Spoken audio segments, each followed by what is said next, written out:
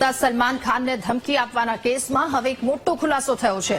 ધમકી આપનારો વડોદરાના વાઘોડિયાનો હોવાનું ઘટસ્ફોટ થયો। મયંક પંડ્યા નામના યુવકે સલમાન ખાનને ધમકી આપી હતી।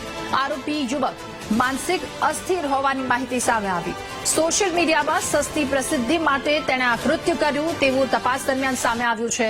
મૃતક મયંક પંડ્યાને પોલીસે સારવારના ડોક્યુમેન્ટ્સની સાથે મુંબઈ બોલાવ્યો। આરોપીએ ટ્રાફિક પોલીસને વોટ્સએપ ગ્રુપમાં સલમાન ખાનને ધમકી આપી હતી।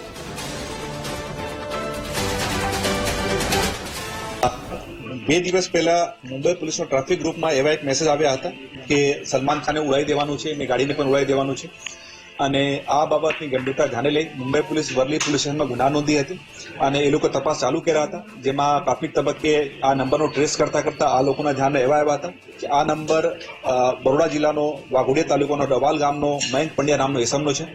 ત્યારે મુંબઈ પોલીસ અમે લોકો સાથે સંપર્કમાં આવ્યા હતા અને એવી રિક્વેસ્ટ કરી હતી કે એ લોકોની તપાસ ટીમ તો બરોડા આવી જ રહી છે, બટ મીનવાઇલ અમે લોકો આ મયંક પંડ્યાને આઈડેન્ટિફાઈ કરીને લોકેટ કરીને એકવાર પ્રાથમિક પૂછપરછ ચાલુ કરીએ।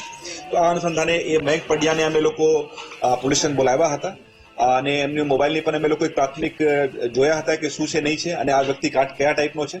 તો પ્રાથમિક પૂર્વમાં ધ્યાન આવેલ હતા કે આ માણસ બહુ માનસિક રીતે સ્વસ્થ નહીં, એમના ઘરવાળા સાથે પણ વાત થઈ હતી અને એમની આ બાબતમાં સારવાર પણ ચાલી રહી છે। એમની ઉંમર અંદાજિત 25-26 વર્ષ જેવું છે અને સોશિયલ મીડિયા પર ખૂબ જ એક્ટિવ છે અને ફોલોઅર્સ અને પબ્લિસિટી કેવી રીતે વધે આ એમનો ખૂબ જ એક હેતુ રહેતા હોય છે।